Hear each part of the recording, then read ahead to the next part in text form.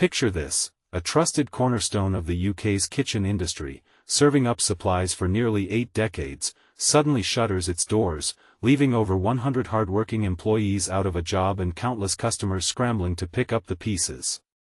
It's a stark reminder of how fragile even established businesses can be in our ever-changing economy. But here's where it gets controversial. Was there more that could have been done to prevent this fallout? Stick around as we dive into the story of Waterline Limited's collapse, unpacking the details that might surprise you and exploring the tough questions it raises about business transparency and survival in tough times. In a shocking turn of events, Waterline Limited, once hailed as the UK's largest supplier to the independent kitchen retail sector, has entered administration. This means the company has been placed under the control of an official administrator to manage its debts and potentially restructure or sell off its assets. Founded way back in 1947, the firm had built a reputation over 77 years as a go-to partner for thousands of retailers and fitters nationwide. Yet, despite its storied history, Waterline couldn't weather the storm of recent economic pressures. Over 100 loyal employees have been made redundant as a direct result, losing their livelihoods in the blink of an eye.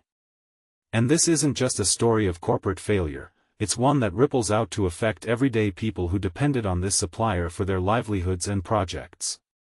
For beginners wondering what all this means, administration is a legal process in the UK where a company that's insolvent, unable to pay its debts, hands over control to an independent expert. This administrator's job is to assess the situation, protect the company's assets, and try to find the best way forward, whether that's rescuing parts of the business, selling it, or winding it down completely. It's designed to give creditors a fair shot at getting some money back, but it often comes at the cost of jobs and ongoing operations. In Waterline's case, the collapse highlights how even giants can fall when market conditions shift dramatically.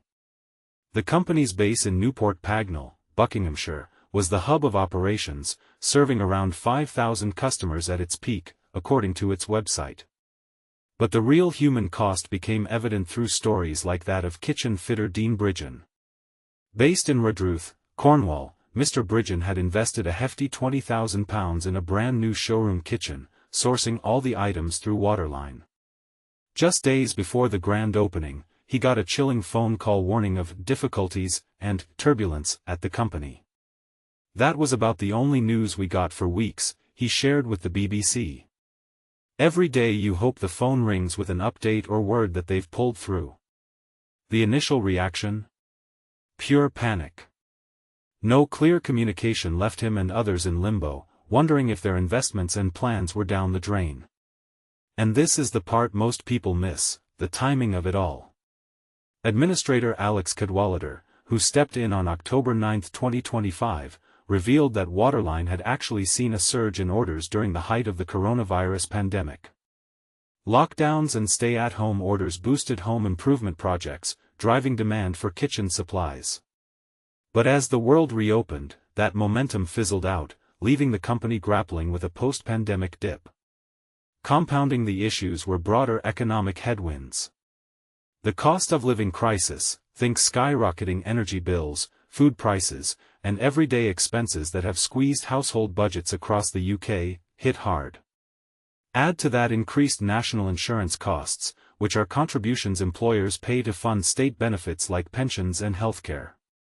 These factors piled on the financial strain, ultimately leading Cadwallader to deem Waterline's future unviable. For those new to these terms, the cost of living crisis refers to the period since the pandemic where inflation has outpaced wage growth, making it harder for people and businesses to afford necessities. Higher national insurance contributions, meanwhile, are government-imposed fees that businesses must cover, and they've risen in recent years to support vital public services. Now, here's a point that could spark some heated debate: the company's handling of client communications. Cadwallader noted that Waterline's directors had sought and followed professional advice, taking proactive steps to navigate the troubles. However, he explained that openly broadcasting financial woes to all customers often accelerates a company's demise. Think panicked clients pulling orders en masse, creating a self-fulfilling prophecy of collapse. Directors were forward-thinking and took all the correct steps you would expect, he said. But is this approach fair? On one hand, it's a pragmatic way to buy time for potential recovery. On the other, it raises ethical questions about transparency.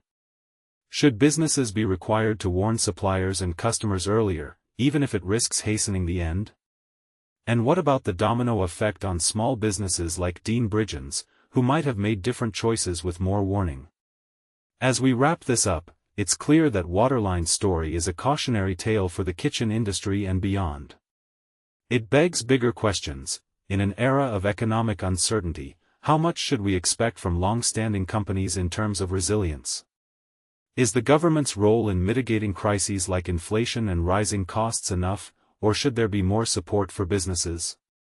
Do you think the directors did the right thing by not alerting everyone immediately, or was that a missed opportunity for open dialogue? We'd love to hear your thoughts, agree, disagree, or share your own experiences with business collapses. Drop a comment below and let's discuss.